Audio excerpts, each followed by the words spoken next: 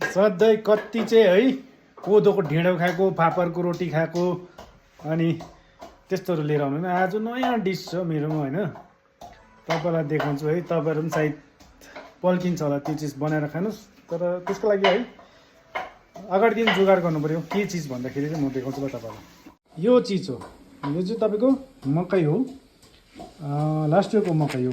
कस्तो मकै भन्दाखेरि यो तपाईँको छिपेर सुकाएर राखेको मकै होइन। यो कलिलो मकै, यो के भन्छ पोलेर खाने मकै, गुलियो मकै चाहिँ मैले यसलाई सुकाएर राखेको थियो। सुकाएर मतलब यसलाई मैले बोइल गरेर उमालेर या त भुटेर गर्दा पनि भयो, बोइल गरेर राखेको थियो। यसलाई मैले सुकाएर राखेको थिएँ। यो मैले माथि छानामा नाङ्लोमा सुकाएको थियो र अस्ति फाइनली मैले कहाँ गएछ हरायो कि बा किराले खायो कि भनेको राम्रै रहेछ र मैले ल्याएको छु है। आज यसको यो डिस खाइन्छ मकैको। र यहाँनिर गोरुको हड्डी प्लस मासु दुइटै अब हुनेछ है। यसलाई हल्का पानी सुकाएको, यसलाई म अहिले पुराले हल्का फ्राई गरेँ जस्तो गर्छु। फ्राई मतलब त्यस्तो होइन, डिप होइन, हल्का फ्राई। त्यहाँदेखिको म प्याज टमाटर अदुवा लसुन हालेर यो चिज हाल्नेछु है।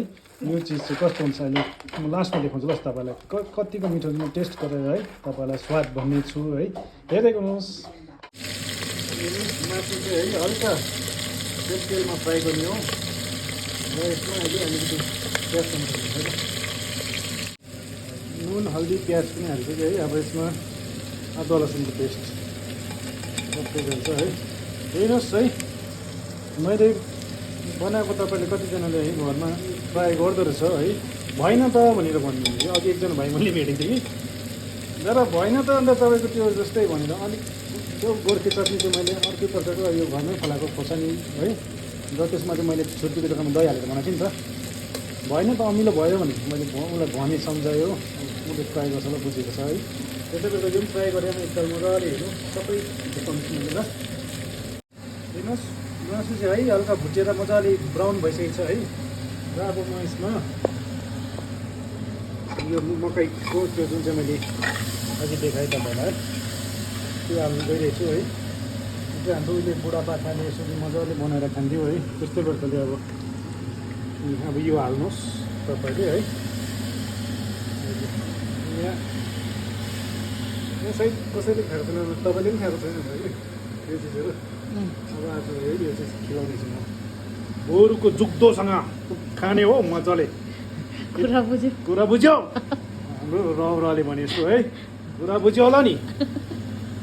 रौराको जुग्दोको सुप खाएर आएको हो मैले, बस्तीको फालेको सुप कोदोको ढेँडासँग है।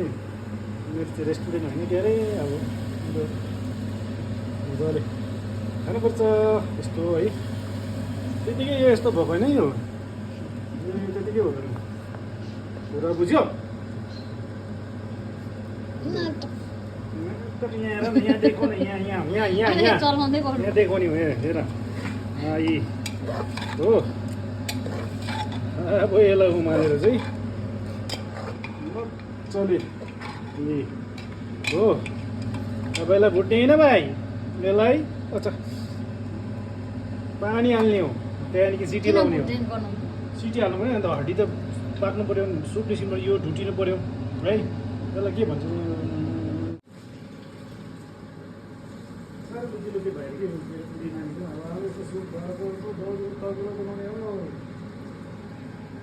लास्टमा त हाम्रो नाम पो लगाउँदो रहेछ नि।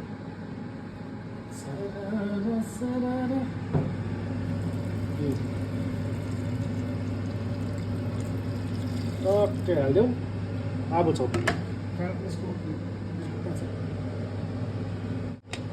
टक्कै छोपिदेऊ। यसलाई 3-4 सिटी लगाइदेऊ।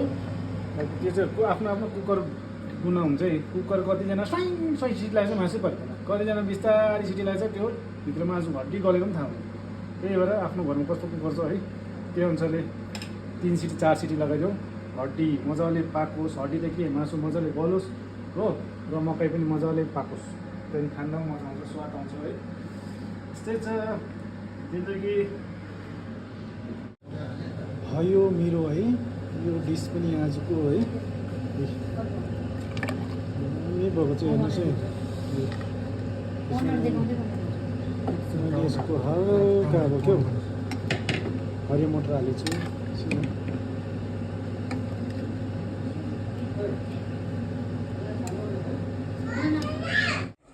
सुरु भयो अघिको जुन चाहिँ मैले मलाई चाहिँ के हो करङ करङ हो अब सुरु हुन्छ हो यो चाहिँ अब उहिलेको बुढापाकाले सिकाइरहेको थियो होइन त्यही भएर चाहिँ अब बुढापाकाले सिकाइरहेको थियो त्यही भएर मैले पनि है लास्ट इयर मैले राखेको यो मकै चाहिँ त्यही भएर चाहिँ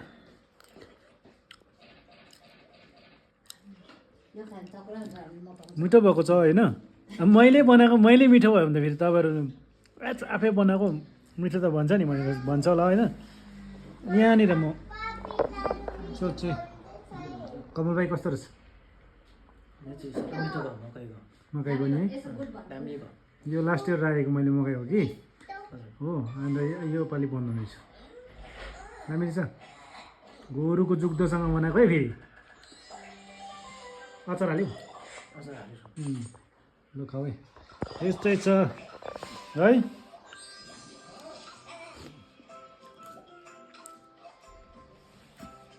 ट्राई गर्नुहोस् तपाईँहरू पनि होइन रेसिपी चाहियो भने मलाई भन्नुहोस् म दिन्छु बस